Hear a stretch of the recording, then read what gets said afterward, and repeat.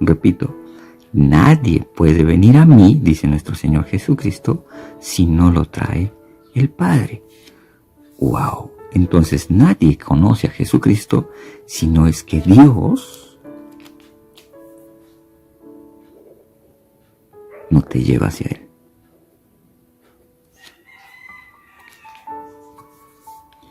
Señores, todo se trata de la relación entre Dios y el Hijo, entre el Hijo y Dios. No es que tú hayas decidido hoy ser cristiano, no es que hoy tú hayas decidido desde ahora voy a ser cristiano porque así lo he decidido. No, eso no existe. Si tú hoy estás escuchando esta palabra, es porque así Dios quiere que sea. Si tú vas a una predicación en alguna iglesia, no es porque tú lo has decidido, es porque Dios te está llevando a su Hijo. ¿Por qué? Porque si alguno de nosotros decide sobre qué ser, cuando en el supuesto que esté en el cielo, Él se va a gloriar a sí mismo. Él va a decir, yo he decidido.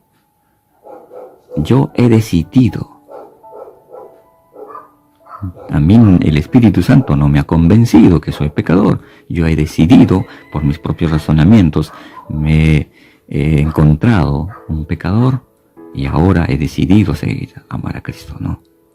No, señores, es porque Dios así lo ha decidido.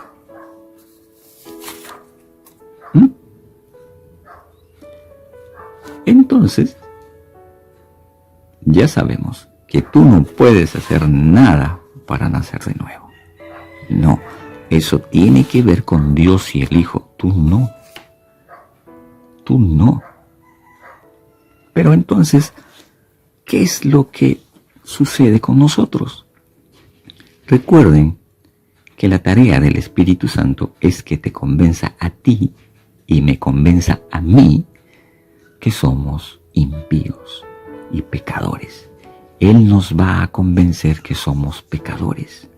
Esa es la tarea fundamental del Espíritu Santo. Cuando yo me doy cuenta que soy pecador, y hoy me enteré que Dios tiene una demanda para mí, porque me dice, ¿sabes qué? Tú tienes que ser santo porque yo soy santo. Entonces me piso tierra y digo, ¿ahora qué hago? Yo no puedo ser santo, yo soy impío porque mi corazón y mi naturaleza es caída. ¿Qué hago? Y encima, Dios me dice que tengo que nacer de nuevo y sé que no puedo nacer de nuevo porque todo depende de Dios. ¿Qué hago entonces? ¿Qué hago? ¿Se acuerdan que nuestro Señor Jesucristo, antes de ascender a los cielos, Él a sus discípulos le dice, y yo rogaré al Padre, y Él os dará otro consolador para que esté con vosotros para siempre? Entonces, ¿qué significa esto?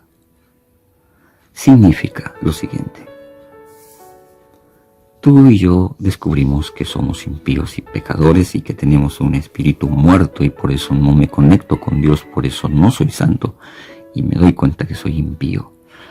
Pero Dios me presenta a su Hijo, ¿o no? Claro que sí. Si hoy tú conoces a Jesucristo es porque Dios lo ha permitido. ¿Y por qué Dios lo ha permitido? Porque Él te ama. Porque te ama. Él sabe que eres pervertido, Él sabe que soy podrido, Él sabe que soy de lo peor, pero me ama.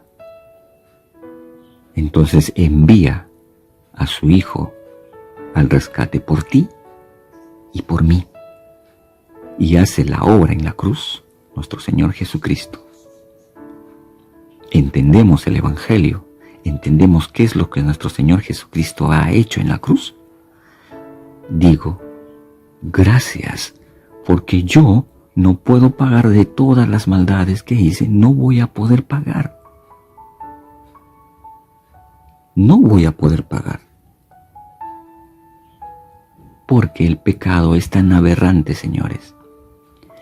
Es tan aberrante el pecado que tuvo que morir Jesucristo en tu cambio y en el mío. Porque si no fuera tan grave el pecado, Dios tal vez hubiera quedado contento con el sacrificio de los corderos en el Antiguo Testamento. Eso hubiera sido tal vez la restitución, o simplemente los sacrificios hubieran sido actos que Dios se hubiera complacido. Pero no.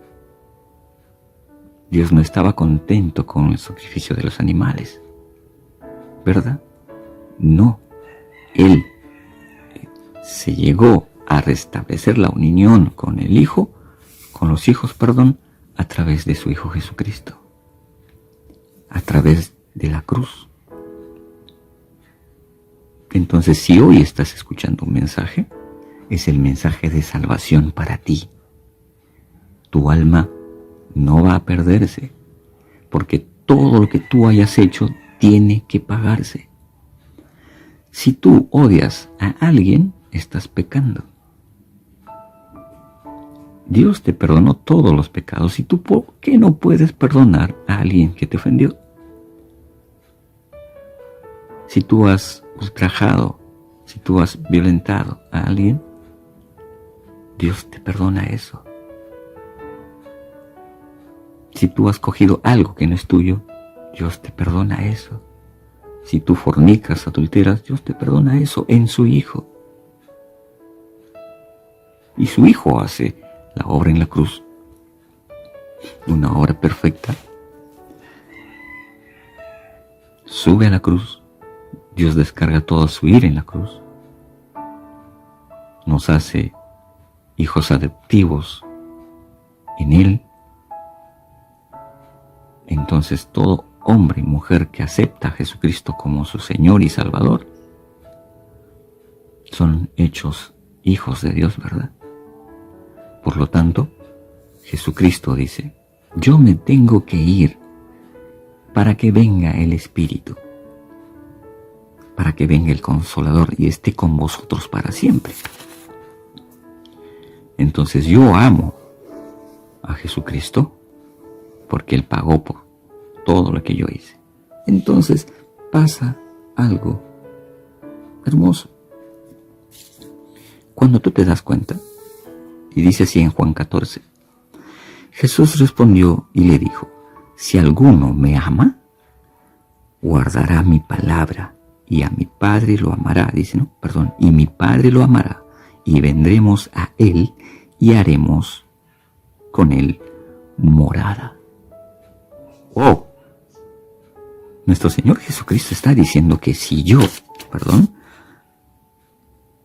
alguno me amara y guardara mi palabra, si alguno ama a Jesucristo y guarda y obedece toda la palabra de nuestro Señor Jesucristo, Dios y el Hijo y el Espíritu van a ser morada en el hombre. ¿En qué parte del hombre? ¿En el cuerpo? ¿En el alma? ¿O en el espíritu? ¿Dónde tiene que ser? Tiene que ser en el espíritu. Aquí hace Dios su morada. Aquí. Porque amas ya a Jesucristo. 1 Corintios 6. ¿O no sabéis que vuestro cuerpo es templo del Espíritu Santo, que está en vosotros, el cual tenéis de Dios, y que no sois vosotros? Repito, ¿o no sabéis que vuestro cuerpo es templo del Espíritu Santo, que está en vosotros? ¿Dónde está el Espíritu Santo entonces cuando empiezas a amar a Jesucristo? En nosotros. En nosotros. 1 Corintios 3:16.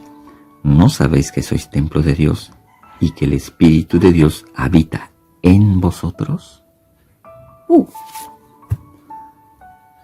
Yo tenía un espíritu muerto, ¿verdad? ¿Y qué es lo que hizo Dios? Me brindó su espíritu. Su espíritu me brindó. Ya no estoy muerto en el espíritu, mas estoy vivo en el espíritu por amor a Cristo. ¡Oh! Tremendo, ¿verdad? Primera de Pedro 3 dice, el bautismo que corresponde a esto ahora nos salva, no quitando las inmundicias de la carne, sino como la aspiración de una buena conciencia hacia Dios por la resurrección de Jesucristo. El bautismo que corresponde a esto ahora nos salva. Cuando nosotros empezamos a amar a Jesucristo, no solo haciendo nuestro Salvador, a nuestro Señor, sino nuestro Rey, ¿qué es lo que hace entonces Dios? Dios nos da su Espíritu, ¿verdad? Entonces, de una manera sobrenatural e incomprensible, el Espíritu Santo nos lleva al cuerpo de Cristo. Y Ana, que vive en Londres, conoce a Jesucristo y entiende el Evangelio, entiende que sus pecados no pueden ser pagados por ella misma, y entiende que Jesucristo hizo la obra. ¿Qué es lo que hace el Espíritu Santo? La sumerge en el cuerpo de Cristo. Y Alberto, que vive en Canadá, hoy escuchó el mensaje del Evangelio, hoy entendió lo que hizo Jesucristo en la cruz, y él cree que va a venir por segunda vez. Él lo cree en el fondo de su corazón, y él se aparta del pecado. Él es sumergido en el cuerpo de Cristo. Él es miembro del cuerpo de Cristo. Y Luis, que vive en México, también escucha el Evangelio. ¿Y qué es lo que hace?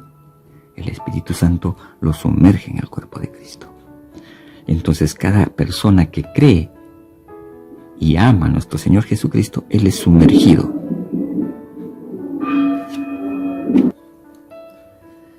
Entonces, cada creyente, cada persona que se da cuenta de su bancarrota espiritual y sabe que no puede ganarse el cielo y sabe que ha ofendido a Dios cada vez que ha pecado y ha empezado a amar a nuestro Señor Jesucristo, el Espíritu Santo lo sumerge en el cuerpo de Cristo. Y a esto se llama bautismo. Y bautismo, ustedes saben, que es un término que significa sumergirte. Y al conjunto de todas estas personas que ahora están en Cristo, se le conoce como iglesia. Vamos a descubrir ahora qué es lo que dice Efesios 1. En él también vosotros, habiendo oído la palabra de verdad, el evangelio de vuestra salvación, y habiendo creído en él, fuisteis sellados con el Espíritu Santo de la promesa.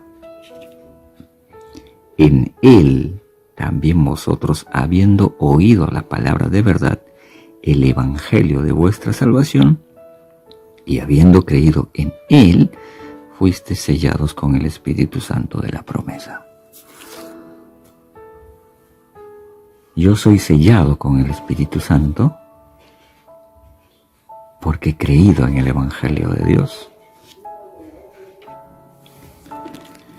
Entonces, ya fui sellado porque entiendo el Evangelio, porque Dios me dio ese entendimiento, me convenció el Espíritu Santo de pecado.